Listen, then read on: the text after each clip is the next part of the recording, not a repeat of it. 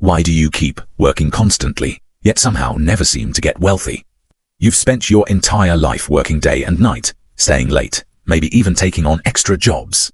But at the end of the day, the money you have is worth even less than what you had at the beginning of the month.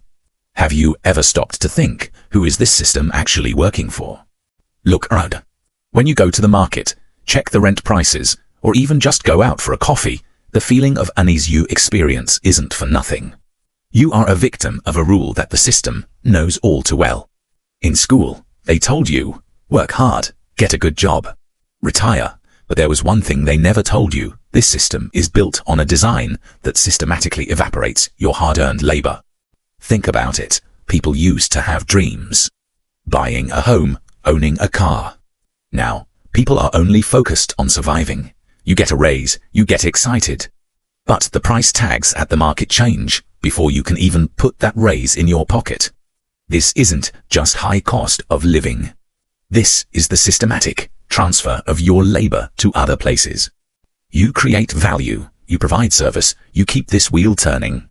But you are the one getting crushed between the gears of that very wheel. How is this even possible? Everyone is selling something. Everyone is producing something. But in the end, the same side always wins. Because the financial system was designed to provide an advantage to those who hold the money at the very top.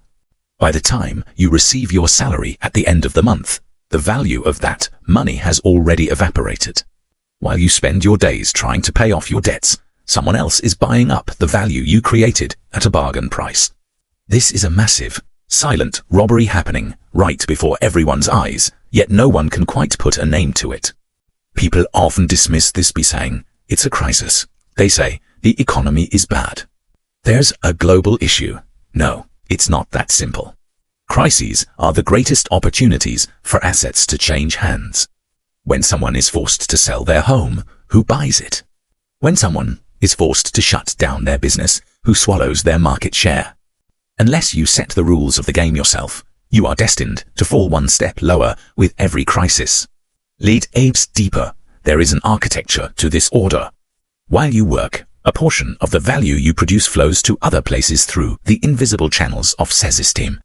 This is called the grinding of the middle class. In the past, the middle class could save money. In today's world, saving is just standing still. Because the tools you use to protect your savings are the very tools the system already controls. Interest rates, loans, borrowing models, all of it is designed to keep you addicted to debt. Debt is the fuel of this system. The more in debt you are, the more you have to work.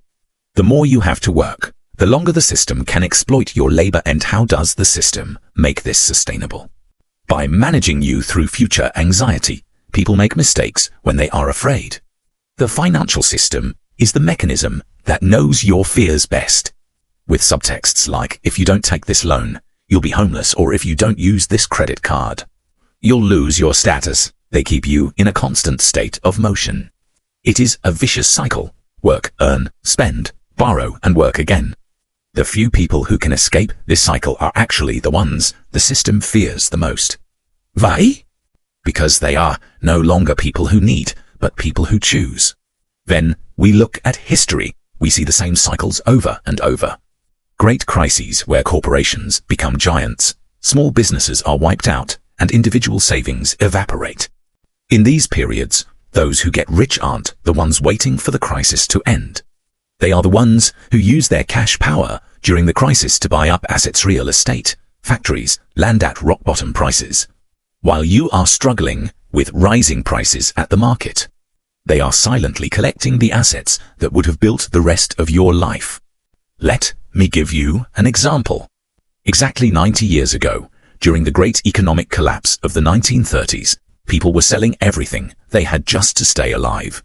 One of the famous investors of that day just watched while everyone panicked and sold their stocks and land for pennies. Why? Because he knew the rule. In a crisis, values do not disappear. They only change hands. When the crisis ended, that investor became one of the largest landowners in the city. But who sold those lands? The middle class, who had to sell what they had just to survive. That is, the people the system grinds down. The same thing is happening today. Some people are building empires out of your forced sales, out of your necessities. This story should teach you this. When everyone is running away during a crisis, if you can stay calm and protect your cash or productive assets, you move from being outside the game to being the one who writes the rules. Lead come the story. Have you ever wondered why some people always emerge from crises stronger? For example, think of a man who, in the early 2000s, was an ordinary civil servant. During a time when the entire system told him to borrow and consume, he stubbornly avoided consumption and invested his money only in productive assets. While everyone around him was driving luxury cars, he continued to drive his 10-year-old car. While his friends were going on vacations abroad with credit cards, he continued to save and wait for the system's moments of collapse, the crisis periods. When the crisis came, at a time when everyone else was drowning in debt, he had cash power. The crisis wasn't a disaster for him, it was a shopping list. He entered the market when everyone else was panic selling. And he laid the foundation for a fortune that would be called millionaire status today. What was the difference in that man? He hadn't fallen for the live now, pay later trap that the system forced upon him. He chose the principle of suffer now, be free in the future. This is a matter of discipline, a battle of willpower, but why can't you do it? Because the system taught you that being successful only means making a lot of money. However, true success is saving more than you spend and turning those savings into something that will earn money for you. Saving is a virtue. Consuming is just a method the system uses to exploit you as a pawn. And you know the painful part. They told you to spend. They said use your credit card, pay in installments, buy now, pay later. This is the strongest chain connecting you to the system. A consumer society allows you to spend your future labor today. You have to go to work again tomorrow morning just to pay the installments for the latest model phone you bought today. You have surrendered your freedom in installments. Imagine a chain. Every installment is a new link hammered onto your wrist. The more installments you have, the heavier your chains become. You are no longer the owner of your own labor. You have become just an employee of the banks and the system. Is there a way out? Of course there is. But this way out doesn't come from the shallow advice you hear on the nightly news. The true way out comes from seeing financial literacy not as a hobby, but as a necessity. It comes from understanding the difference between productive assets and consumption assets.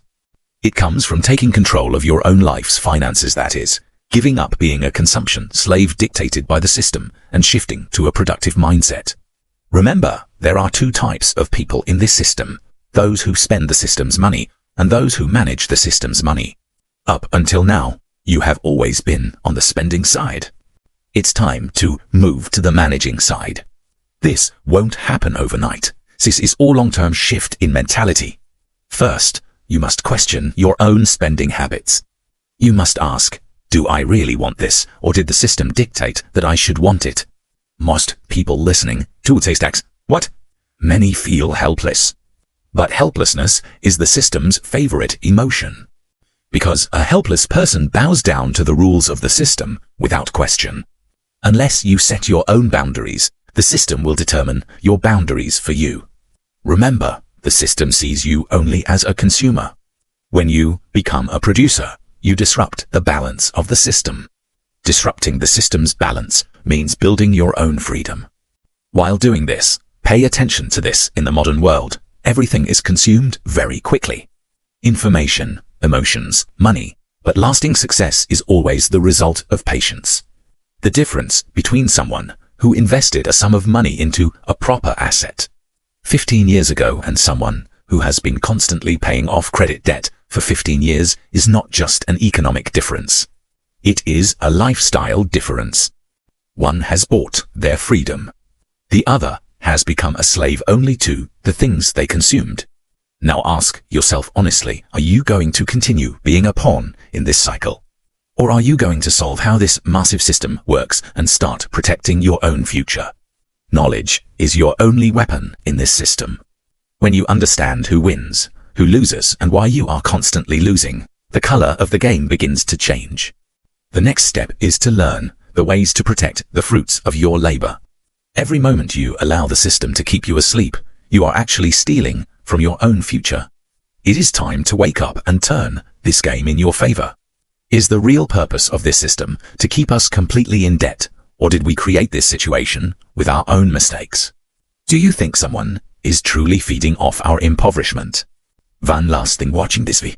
Look in the mirror and say this: from tomorrow on, I will not play the system's game.